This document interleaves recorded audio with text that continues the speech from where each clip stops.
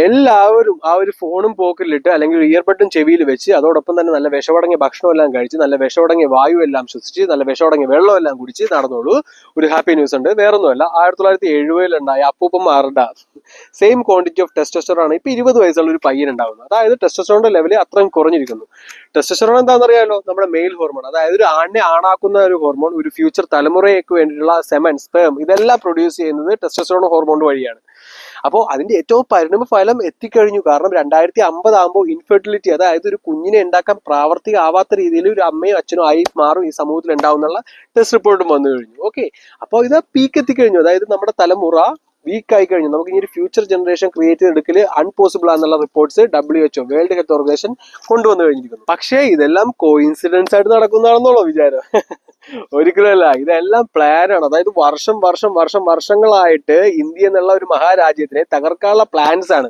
Okay, നമ്മുടെ governments, നമ്മുടെ അപ്പൂപ്പന്മാർ, ഭരണാധികാരികളെ അപ്പൂപ്പന്മാർ, വിവരമില്ലാത്ത ജനാധിപത്യമുള്ള ആൾക്കാർ, ഇവരെല്ലാവരും യൂട്ടിലൈസ് ചെയ്യുന്ന കുറച്ച് ജീനിയസ് ആൾക്കാരുണ്ട്. ഓക്കെ, അവരുടെ ഒരു പ്ലാൻ ആയിരുന്നു ഇതെല്ലാം. നമ്മുടെ കൊക്കക്കോള കമ്പനി, നമ്മുടെ പ്രോസസ്ഡ് ഫുഡ്സ് അല്ലേ, പിസ്സ, ബർഗർ, ഇതെല്ലാം ഉള്ളിലേക്ക് ചെല്ലുമ്പോൾ നമ്മുടെ ടെസ്റ്റോസ്റ്ററോൺ ലെവൽ കുറഞ്ഞുകൊണ്ടിരിക്കുകയാണ്.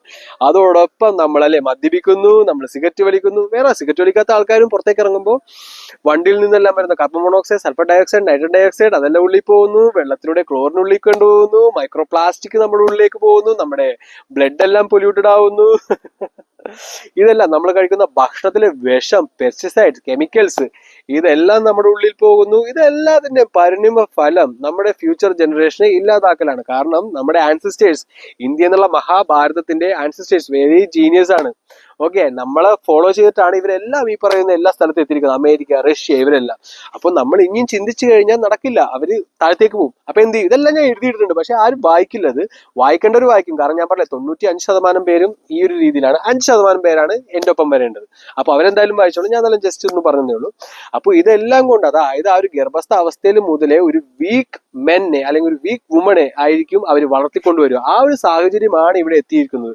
അതിന് കൂട്ടുനിൽക്കുന്നതോ ഇവിടുത്തെ ബിസിനസ് ആൾക്കാർ, അതോടൊപ്പം തന്നെ ജുഡീഷ്യറി, നമ്മുടെ ഗവൺമെന്റ്, ഇതെല്ലാം ഇവർ അറിഞ്ഞോണ്ടോ അറിയാണ്ടായിരിക്കാണ് ചാൻസ്. കാരണം അവർക്ക് അത് ചിന്തിക്കാനുള്ള ബുദ്ധിയില്ല, അവർക്ക് പണമാണ് വേണ്ടത്.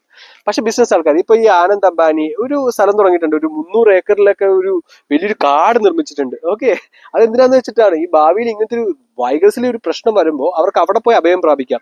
അവിടെ വെള്ളം ഉണ്ടാവും, അവിടെ ശുദ്ധമായ വായു ഉണ്ടാവും. ഒരിക്കലും മുംബൈയിൽ അവർക്ക് നിൽക്കാൻ പറ്റില്ല, അല്ലെ? അവർ ഇത്രയും കോടിയുടെ ആന്റിലയിലൊന്നും പോയി കിടക്കാൻ പറ്റില്ല. ഇതൊക്കെ അവർക്ക് മുൻകൂട്ടി അറിയാം. ഓക്കെ, അതോടൊപ്പം നമുക്ക് റീചാർജ് ചെയ്ത് വന്നുകൊണ്ടിരിക്കുന്നു. അതൊക്കെ നമ്മുടെ വൈബ്രേഷൻ, നമ്മുടെ റേഡിയേഷൻ, ഇതെല്ലാം നമ്മുടെ ശരീരത്തിൽ പാസ്സായിക്കൊണ്ട് നമ്മളെ ഇമ്പോർട്ടന്റ് ആയിക്കൊണ്ടിരിക്കുകയാണ്.